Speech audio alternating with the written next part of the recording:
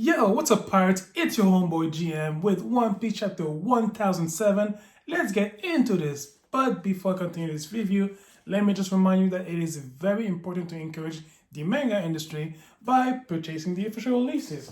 Because a lot of people put their hard work to make those happen. You can find them online at your local bookstore, or better yet, you can even download legally the digital versions. They are even cheaper. And if you think about it, there's a weekly new chapter release on Viz Media and on the Shonen Jump app that is free to access. So, just download the app or go on Viz Media and click One Piece and it's free. So please encourage the original sources. Much appreciated. So, this chapter, wow, that is one hell of a. Seriously, I don't even know where to start with this chapter. Let's start at the performance floor. Iyoguro was about to turn into a ice oni, and one of his subordinates is having a difficulty to chop him down. But he has to, because otherwise he will become problematic for the rest of the crew. And we saw another Yakuza boss about to be turned as well, Boss Omasa. So yeah, they're really having a hard time to take down their bosses for the sake of everybody else. And the part that was interesting about that was right after, where Queen was berating his subordinates compared to these guys that has so much respect for their own Yakuza bosses. Queen was like, if you want power, now is your chance. Because there was one guy that said, Boss Queen, why are you doing this to us, to your own soldiers? And Queen was like, you know what? That's your only chance to get power, because for the pleasures, they had a chance, but they couldn't because the defective small fruits, they had only made them laugh. And for the waiters waiting for a devil power, they're probably never going to get anything. They're never probably going to get any small fruits because, a quick reminder, the small fruit factory was destroyed back in Dressrosa by Straw Hats and their allies. So there's this great interest of conflict between the soldiers and Queen, because Queen is like I'm asking you to die. You are part of our crew, and that's how it is. If you don't like it, then just die. And the subordinates are like, wait, we're just like, no, we're not down with this shit. So of course they're desperate. And I remember I saw someone saying, okay, after I'm done with this battle, I'm done with this pirate crew. I'm leaving, So you already see a change of dynamics in Queen's soldiers, because they can't believe that their boss is literally asking them to die. And of course, they're not down with that. And I said, no, fuck that. I am not down with this. Plus, Queen adds that Chopper, he's also a pirate. He's gonna use the antibodies to himself and he's gonna bail out. And of course, if you know Chopper well, the guy, I believe that he's doctor first, pirate second. And let's be honest, he has been taught well by the best of the world, if you think about it. So, when Iyoguro was about to be chopped down, for the sake of others, to not harm the others, so he came up with a cure just in time. Just seeing his cute, adorable, plushy face, it was just so adorable. That panel right there, it was just so cute. That's our Chopper right there. Chopper has the genius idea to turn the little antibodies that he had and turn them into a mist. So he propelled that cure as a giant gas bomb, and everybody that was affected by the Ice Oni virus, enemy or ally, were cured instantly. And we see Queen and Chopper having this weird weird argument about ethics. Why did you save those guys? And Chopper is like, a virus shouldn't be used like that. This guy. I love the fact that Chopper is really standing tall and strong for his ethics. For him, like I said, doctor first, pirate second. He inherited some strong medical conviction from the ones who taught him medical science. So I love how he stood tall and strong against Queen, and that was a beautiful moment. And just when Queen was about to attack Chopper, the pleasures protected Chopper, saying that you were about to kill us. No, we're not done with this. So everybody that was saved by Chopper's cure, well, everybody, including the enemy forces, rallied behind him to protect him, to cheer for him, and they kept calling him Raccoon Dog. And the next part that's quite funny about this, Marco rise from behind Queen and hold his neck so he can't escape anything. And one thing that I'm wondering is if Marco is there, where is King? Maybe he was able to neutralize him. But again, this is gonna be discussed later on in the next review if he appears in the next chapter.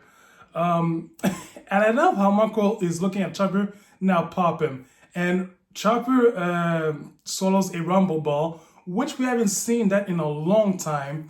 And he's like, and another thing, he transformed into his Godzilla form, his monster form, and he slaps Queen terribly, saying, I am not a raccoon dog. And everybody's seeing this, and they're like, oh, sorry. And we saw some strong figures in the row, along with Marco, Iogoro, and others, and like, oh shit, like they're not calling him Raccoon Dog anytime sooner. So that was a funny moment.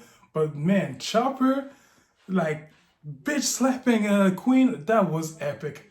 The next part is very revealing in terms of information.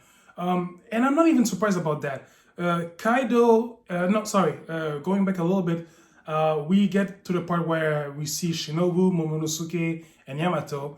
And Momonosuke is really feeling guilty that everybody is fighting so hard for his sake, and he can't do nothing on his own. And this guilt, this probably whirlpool of emotion that he's feeling, allows him to transform back to his healed dragon form. And we go back to the guest parlor with CP0, revealing us some very key information about a time where Kaido was captured and held prisoner by the Marine, and Vegapunk used a sample of his blood and made a synthetic devil fruit. And that synthetic devil fruit is definitely the same one that Momonosuke ate, that allows him to transform into his eel dragon form. So I was thinking about that for a while, and for a very long time at least. I know that in this arc, Momo will have to play an important role, not just as leader to lead the resistance and the allied forces against Kaido, but he will have to do more. And I believe, and I really hope that this might happen. I still want Zoro to have his spotlight on this in this arc, but for Momo, he has to stand tall, as he is to become the next shogun of Wano. So what I believe will happen is I believe that at some point, Momo, with how can I say this, Kaido's DNA in his blood, by the fact that he ate the synthetic devil fruit created from Kaido's blood, I believe that at some point he will become as used of a dragon as Kaido, and maybe, just maybe, they will battle it out in the skies, which will create a probably epic battle. I know it's really it's really far-fetched to pronounce as a theory, but I hope that this power that he has from eating that synthetic fruit might come in handy in this arc. Because seriously, so far, except of being a leader figure for the resistance, Momo hasn't done anything that is concrete. He has to accomplish something for the sake of Wano and its future. And now, the last part of the chapter that I am mind blown by that, and I know Oda, he makes things spectacular. Nevertheless, the Akazaya line are patched up, someone tended to them, we remember a few weeks back, like a lot of people thought that it was Eneru who came back, but then if it was him, I was like, okay, what is his link between what was the relationship that he has with Wano? But of course, it wasn't Eneru. We discovered that it was Oden. Oden. We saw the guy died cruelly, and Oden was the guy who patched them up. Seriously, I have no idea what to say.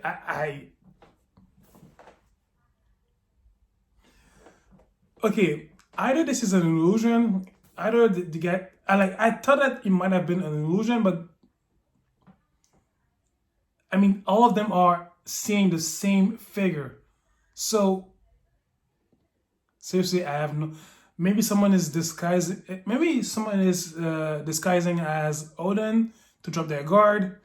It wouldn't be impossible, but if it is a big if it's actually him, maybe in spirit guiding them, but it's impossible because we saw the shadowy figure who now is revealed as Oden. Seriously, I don't know how. Seriously, I am running out of theory.